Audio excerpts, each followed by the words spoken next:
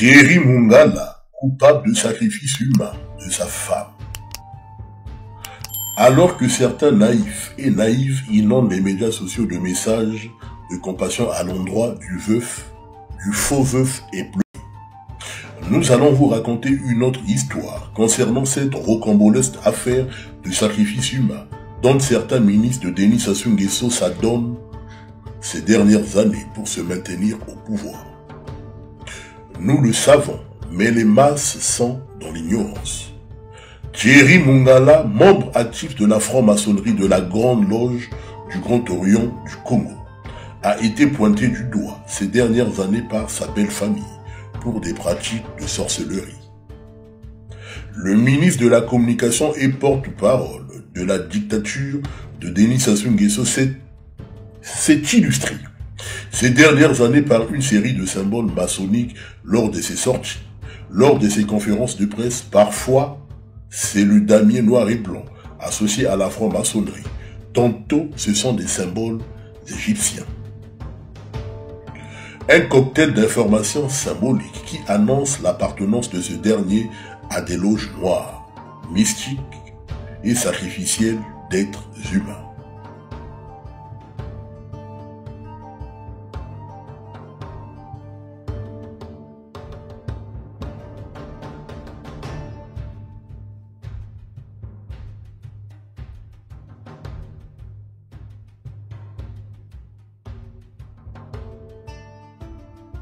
Avant que la femme du veuf éploré ne parte en France pour se faire soigner, un conseil de famille avait été tenu au domicile du couple.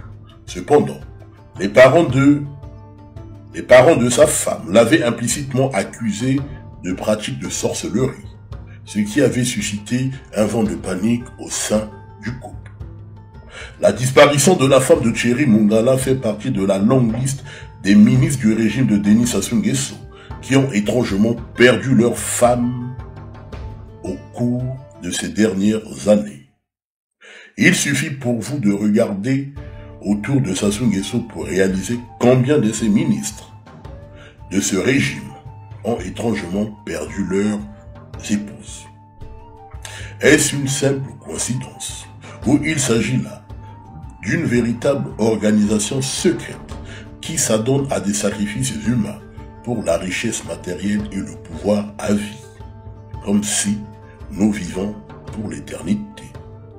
Pensez-vous un seul instant pouvoir travailler avec Denis Sassou Nguesso et avoir les mêmes propos? Lorsque l'on connaît le parcours macabre et sanguinaire de cette illustre personne. Sans me tromper, tous les ministres de Denis Sassou Nguesso sont membres de la franc-maçonnerie. Et par conséquent, tous font des sacrifices humains pour se maintenir et garder leur portefeuille ministériel. C'est le prix à payer. Et que sert-il à un homme de posséder le monde s'il perd son âme? Thierry Mongala, regarde ce que tu as fait à cette pauvre dame qui croyait en toi. Ce sont des gens qui regrettent peut-être le temps de Robespierre, ou en tout cas le temps de la Révolution française. La franc-maçonnerie est luciférienne.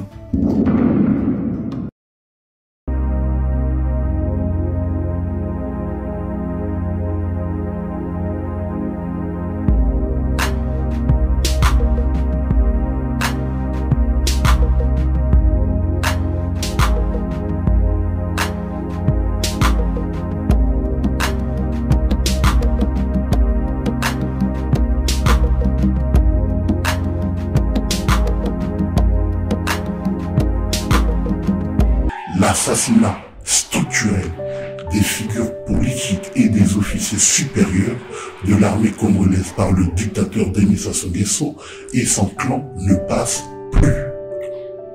L'empoisonnement du président Guy Brice Parfait Kolela a fortement affecté les cadres dans la partie sud du Congo.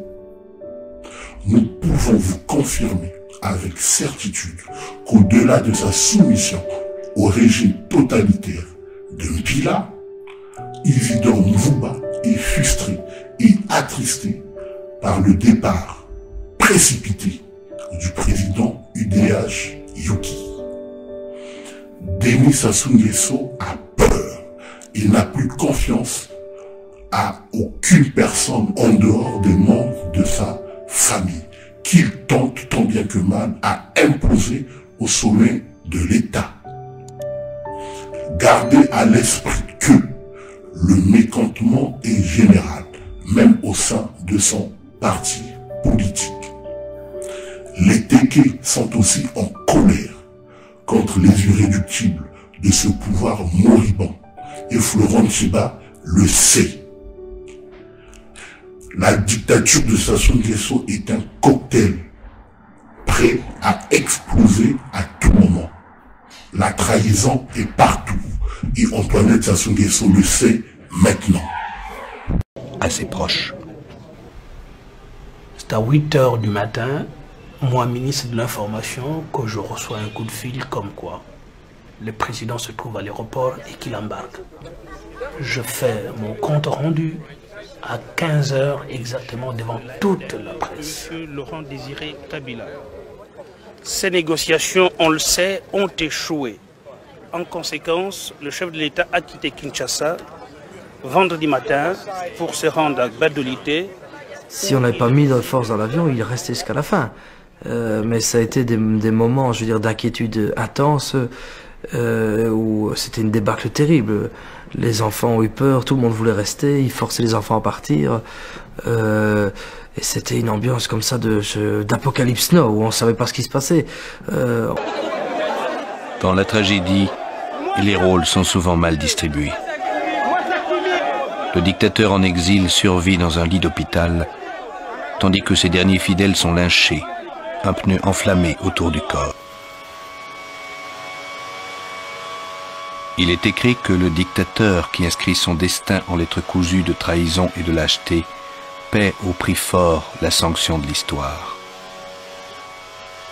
Il est écrit qu'on peut tromper une partie du peuple tout le temps, qu'on peut tromper un certain temps tout le peuple, mais qu'on ne peut jamais tromper tout le peuple tout le temps.